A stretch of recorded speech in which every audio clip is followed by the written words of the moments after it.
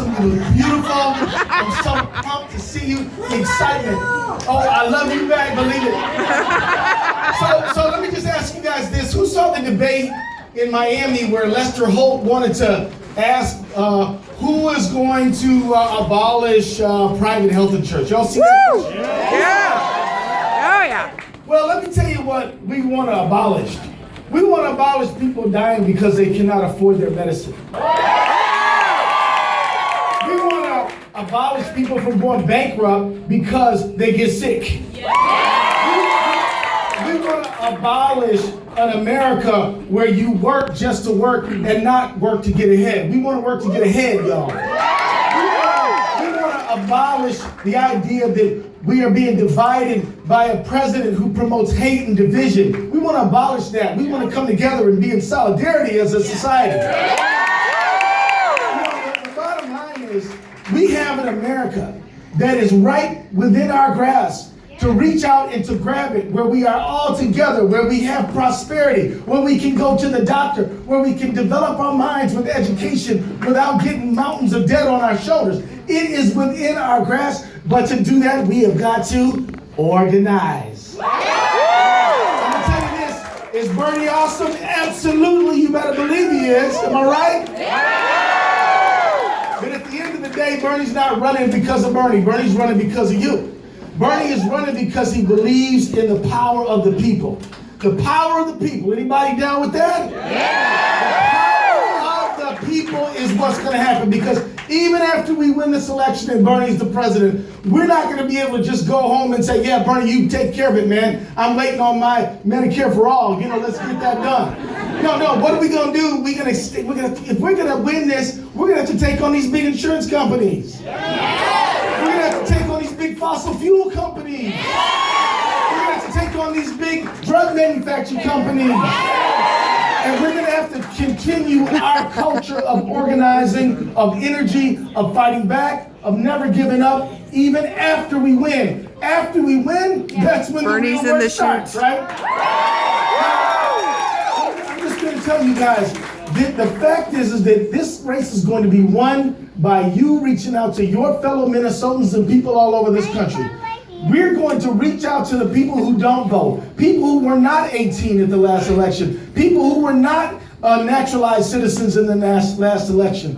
And even people who are not naturalized citizens, we're going to ask them to help out anyway by passing the word out, passing literature out, making calls. You can do a lot, no matter whether you're a citizen or not, no matter whether you're 18 years old or not. And we need people of all descriptions so that we can establish a just America, a good America, an inclusive America, and an America that says that we're going to have a just and fair foreign policy.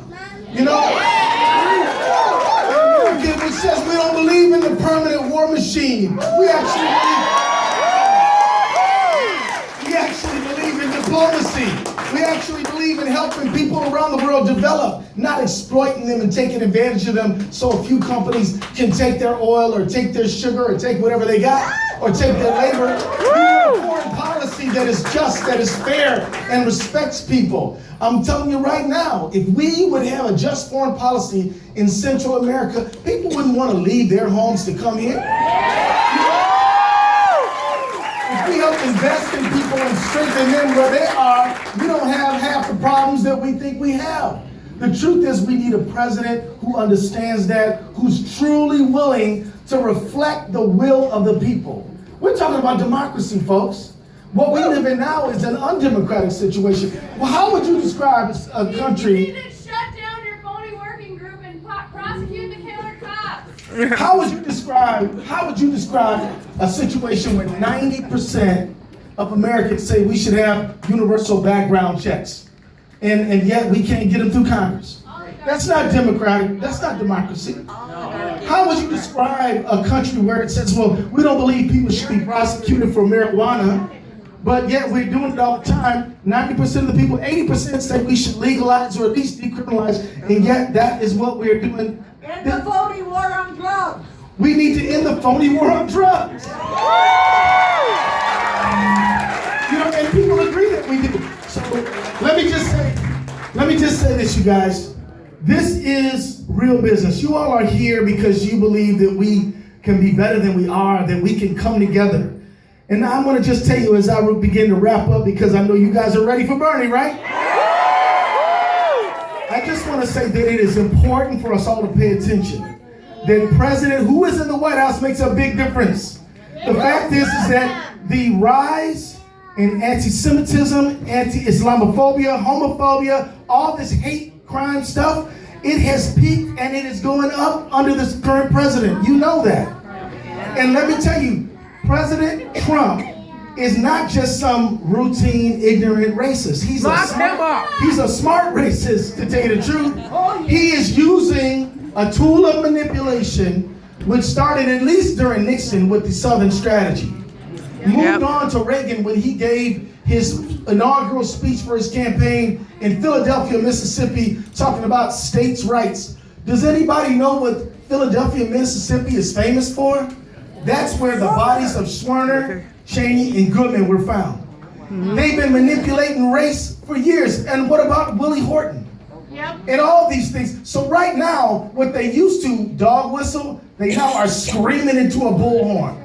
And we need you, and Bernie is leading this fight for human solidarity, to bring people together, to say we are going to be one America, not one America versus another America.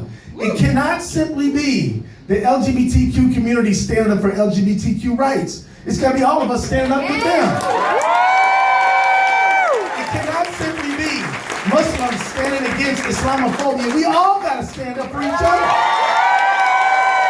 It cannot just be the Jewish community standing against anti-Semitism. We all have to stand together again. And when you consider in the last 18 months there have been 3 shootings at synagogues, we got a serious problem. When you consider at Charlottesville, they were saying Jews will not replace us. Don't tell me we don't have an anti-Semitism problem with the white nationalist movement. We got one. And we're going to stand against it. We're going to fight against it. And we're going to use this presidential campaign to defeat it. I just want you to know that they're trying to divide us, because divided, we're weaker. Divided, we can't, it's harder to win. If we're fighting each other, how are we ever going to get universal background checks? How are we ever going to get lower these drug prices when these companies are charging us an arm and a leg? How are we ever going to get true Medicare for all, single-payer health care? How are we going to have real climate action? How are we going to have real climate action and a Green New Deal if we are one divided against another? So Bernie is saying, come together, unify, all colors, all cultures, and all faiths come together. You can't just be non-racist today. You got to be anti-racist today. You got to believe in solidarity. You got to stand up for your fellow citizens, for your fellow residents. We got to stand against this hateful, evil action where this president is trying to turn those of us who were born here against those of us who came here. We've got to understand we cannot have an America where children are caged, where people are put in this level of oppression, and we all have got to stand against it. And I just want to point out, it's called fascism. Well, that's one word for it. But have you ever heard of a undocumented corporation? No. Because they cross the border as they please, don't they? They come. No, look, they can go anywhere between Mexico, United States, and Canada to find the lowest wages, right? But the people, they get stopped at the border. And so this is what you call exploitation. Somebody said open borders, you're for open borders. You know what I'm for? I'm for human solidarity and respecting people.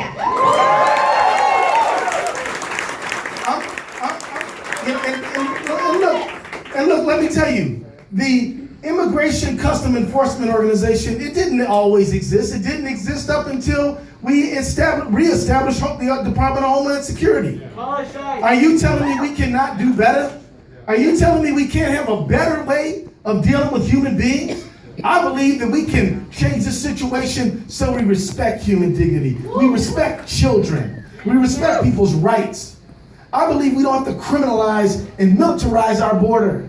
And I think we need to have a border where, you know what, we're reaching to each other, not against each other. We're trying to include people and work together, not lock people out and oppress and exploit them. This is the kind of America we all imagine. And what we need is for us to work together to fight to build that kind of America. And I just want to, again, as I'm wrapping up, I just want to say to you, we had some tough news over the weekend. I'm just going to tell you about that. Why not be honest, right? Yeah. The 8th Circuit Court of Appeals just decided that it would be legal in order to say to an LGBTQ couple that if they go to a videographer to get services, that videographer could tell them, no gays allowed, we don't serve your kind. Now the judge who wrote that opinion, the judge who wrote that opinion was a Trump appointee. And guess what? He came from Minnesota. You know, yeah, he did come from Minnesota. And let me just tell you something else. So these presidents, they're very important, and we need to fight, you guys, because it was Clarence Thomas who was appointed by George H.W. Bush, and how long has he been gone? The fact that we got to win this race so that we can have a Supreme Court that actually believes in justice, that is one of the big things that's got to motivate us. Because, well, I'm going to tell you right now, we need a president who will help lead that effort. We need to demand that if you are a judge, that you will make decisions based on justice, not based on power and privilege of just a few. This is the challenge that we have at this moment, at this time. And you and I both know, every single 4 years we say, this is the most important election. Don't we always say that? And I'm going to tell you, it's actually true. And here's why. Because as inequality grows wider, the stakes for our society grow higher. As the money-rich hoard more and more to themselves, they impose harsher and harsher conditions on the rest of us. And therefore, the elections, the stakes go up. Therefore, the elections get harder for regular people to live in. The division gets worse. And so I just want to say to you guys, I'm glad you're here to support my dear friend and beloved brother, Bernie Sanders.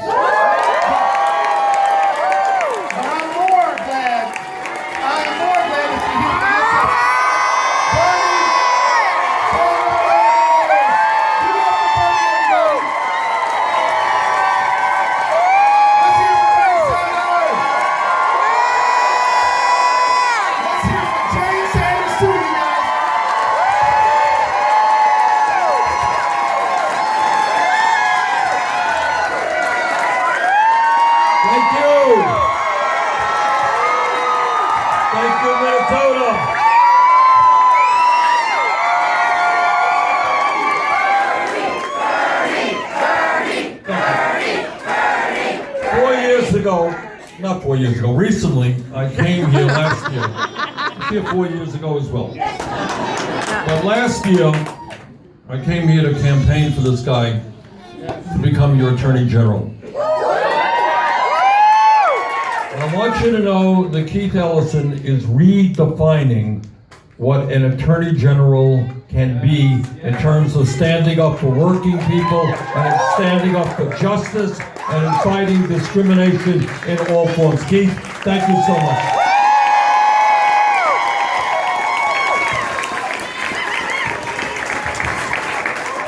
I don't know, let me just begin by thanking all of you for the help you gave me 4 years ago.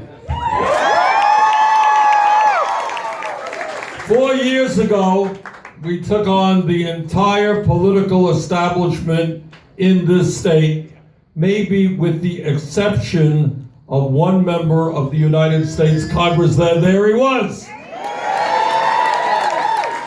And you know what? We won. And we're going to win again.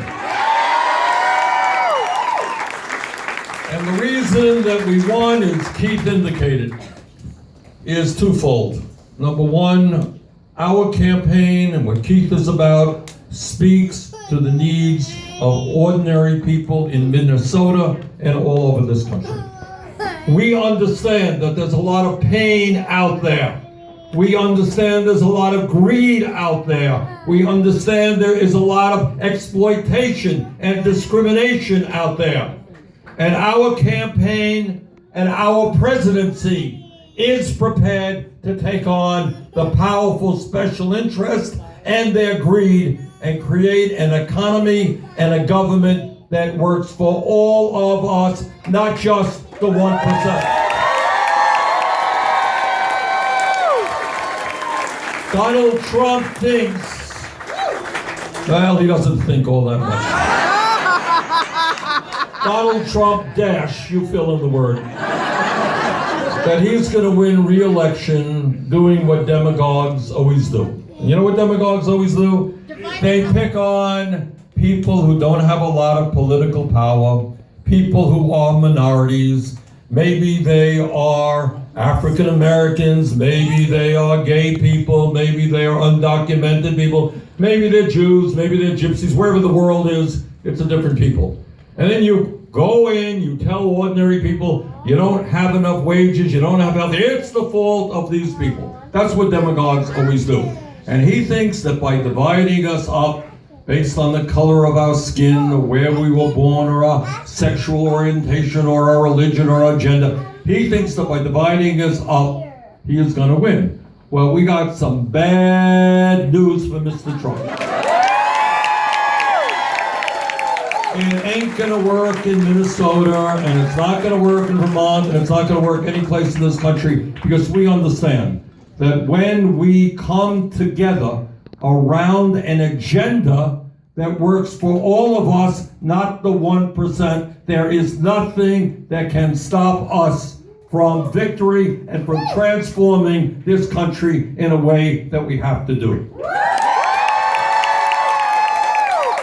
I want to say, and this has been our theme throughout this campaign, obviously, together we are going to defeat the most dangerous president in the history of this country. That goes without saying, but, here's the but. We have got to do even more. This is what Keith was talking about. All right, it's not good enough as some say, well, we got to beat Trump. Yeah, we got to beat Trump. But we have to understand how Trump got elected in the first place. Okay, I've said this a million times, and I'll repeat it again. I may offend some people. I believe that it wasn't that Donald Trump won the election, it's that Democrats lost the election.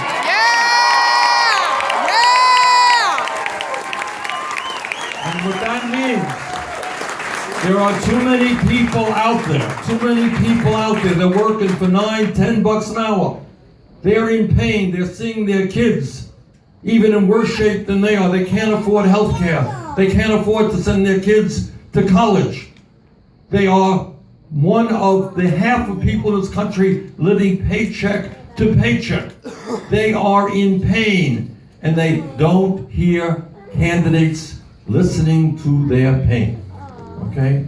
So what our job is to create an agenda that speaks to the needs of the working class of this country, and to be honest about how we can bring about change. Now, the truth is, I could rattle off a million ideas and you would nod your head and say, hey, it's a great idea. But at the end of the day, what our campaign is about is what no other campaign comes close to. And that is an understanding that the only way we bring about real change, the only way that real change has ever taken place in this country, is when millions of people come together in a mass movement to tell the ruling class of this country that they cannot have it all. Right? And that means having the courage to take on the power of Wall Street. Today, I know we don't talk about it, you don't hear this stuff on media, but the question that we have got to ask ourselves is that how does it happen today that you got 3 people in America owning more wealth than the bottom half of the American people? How does it happen that the top 1% owns more wealth than the bottom 92%? How does it happen that all over this country, in Vermont, Minnesota, you got people working 2 or 3 jobs, and yet 49% of all new income goes to the top 1%? How does it happen that a handful of billionaires, Keith talked about democracy. It ain't democracy when a handful of billionaires can spend hundreds of millions of dollars to buy elections. Ain't democracy. That's called oligarchy.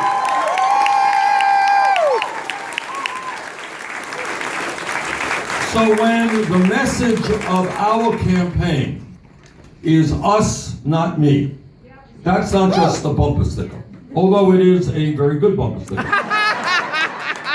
But what that message says is two very profound things. What Trump and his friends believe is that human life is about cheating, stealing, stepping on people, doing anything you can. It's not, you're not surprised to know that in his private business life, Trump was involved in some 3,000 lawsuits. In other words, every day he makes an agreement and he breaks the agreement, because that's what it's about. You cheat, you steal, you lie, you just try to do everything you can to make money. We have a different vision of what human life is about. And we understand that what human life is about is community, is about my family worrying about your family worrying about my family. The understanding is we're not going to turn our backs on people who are suffering. We are in this together as one part of humanity.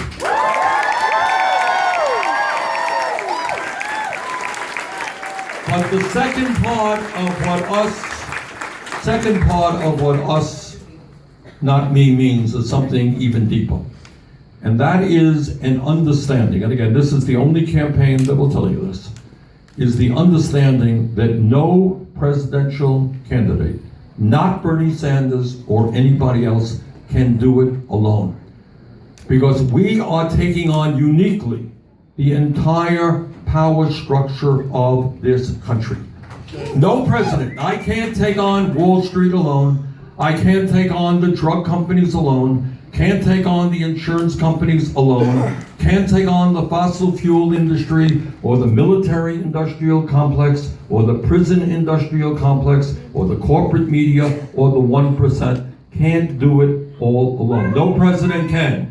And that is why we need, as Keith was saying, we need your help not only to win here in Minnesota, not only to win the Democratic nomination, not only to defeat Donald Trump, but the day after we are inaugurated, we have got to really roll up our sleeves and get to work to take on the power structure of America, the corporate elite. The corporate elite that dominates the economic and political life of this country. And we do that by bringing people together around an agenda that speaks to all of us. And I'm very proud, by the way, with your help here in Minnesota, that the ideas that we talked about 4 years ago, which everybody said were radical and extreme, well, guess what? That's what virtually every other Democratic candidate is talking about today.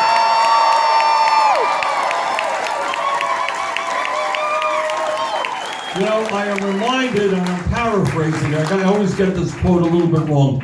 Nelson Mandela said something that was very profound.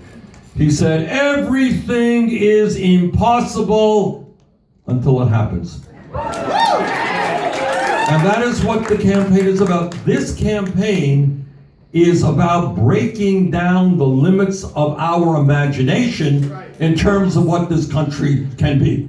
It is about taking on an establishment which tells us every single day that nothing real can happen. You're making $10 an hour, that's the way it is. You can't afford health care, you can't afford to send your kid to college. You're dealing with the realities of climate change. You got a terrible immigration system, broken criminal justice system. You got racism and sexism and homophobia. That is the way it is. Can't be changed. That's right. And we have a very different vision. And that is what the campaign is about. It is the implementation of a vision of a society based on economic, social, racial, and environmental justice. So what does that mean? What does that mean in practical terms? You all know what it means. It means that in the wealthiest country in the history of the world, which is what we are right now, we're going to end the obscene level of income and wealth inequality. Right? Now, the Congress doesn't talk about it. This is what Mandela meant. nothing happened, it's impossible until it happens. Think about it.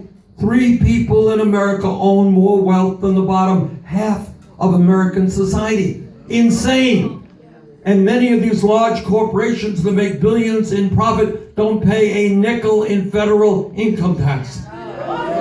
So what we are talking about is making sure, for a start, that if you work 40 hours a week in America, you earn at least a living wage of $15 an hour. It means that we are going to make it easier for people to join unions.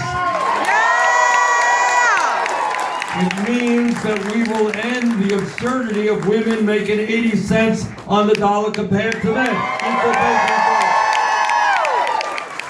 It means that we will create millions of jobs rebuilding our crumbling infrastructure.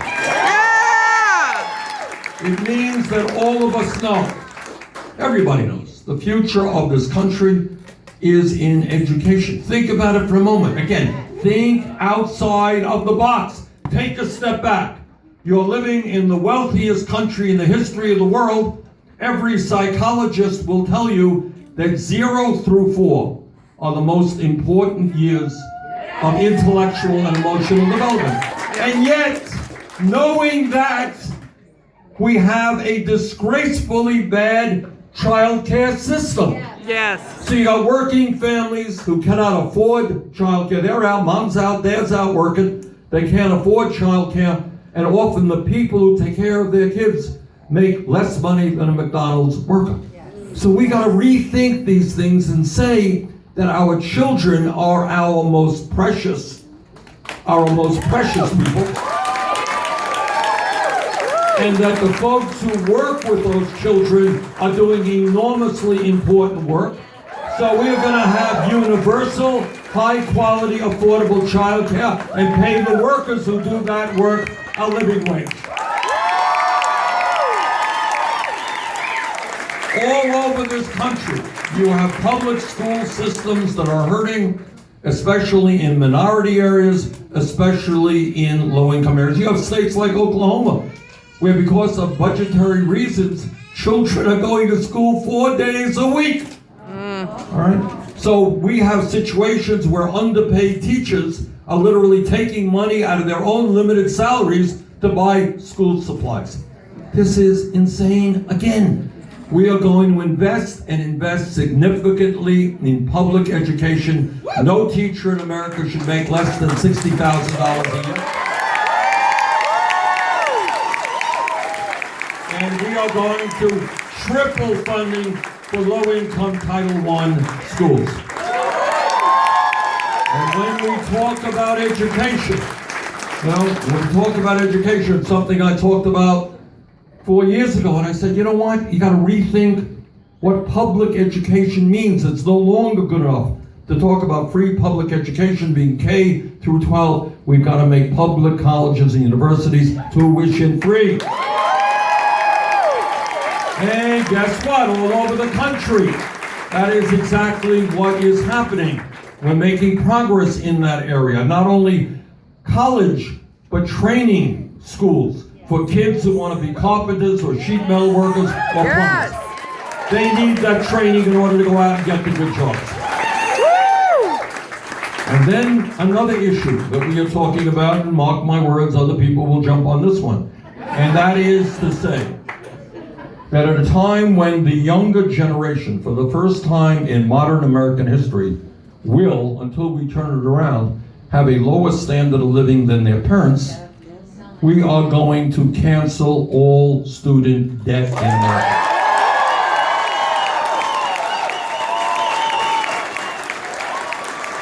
Now, people say, Bernie, you want to make public colleges and universities tuition free, you want to greatly expand Pell Grants and work-study programs so that anybody in this country could put more money into historically black colleges and universities. You want to do all of those things, that's expensive. It is. How are you going to pay for it? Tell you how. We're going to put a tax on Wall Street speculation. You all remember 11 years ago, we bailed out the crooks on Wall Street. Last year, Wall Street made $100 billion in profit. It is time for them to help the working class of this country. And then there is another issue out there which really defines who we are as a people. All of you know that every other major country on earth guarantees health care to all of their people as a right. We don't. We have a system today that is not only broken, not only dysfunctional, it is a very cruel system. It is a system which says, number one, that 87 million Americans, including many in this room, are either uninsured or underinsured with high deductibles and high copayments. It is a system that allows 30,000 people a year to die because they don't get to a doctor when they should, die unnecessarily. It is a system, listen to this, think about it for a moment. This year, 500,000 Americans will go bankrupt because they were diagnosed with cancer or serious heart disease or Alzheimer's or another terrible illness. In a civilized democratic society, people should not go bankrupt because they are suffering from a terrible illness. That is insane, that is grotesque.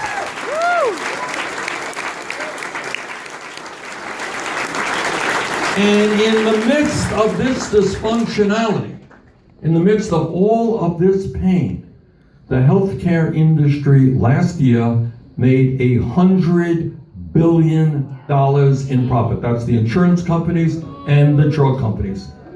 They make huge profits while 30,000 people die, while elderly people cannot afford the prescription drugs they need. It is time, in fact, the time is long, long overdue for us to understand that the function of a rational healthcare system is to guarantee healthcare to all people in a cost-effective way, not to make huge profits for the insurance companies and the drug companies.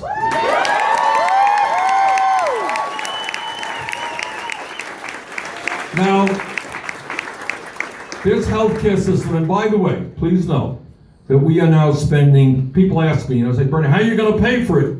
Guess what? You're paying for it right now. We are spending twice as much per capita on healthcare as do our friends in Canada or any other industrialized nation. So what we are going to do is not only move to a Medicare for all single-payer system, freedom of choice with regard to doctors and hospitals, no premiums, no co-payments, no out-of-pocket payments, none. You go to any doctor you want, you don't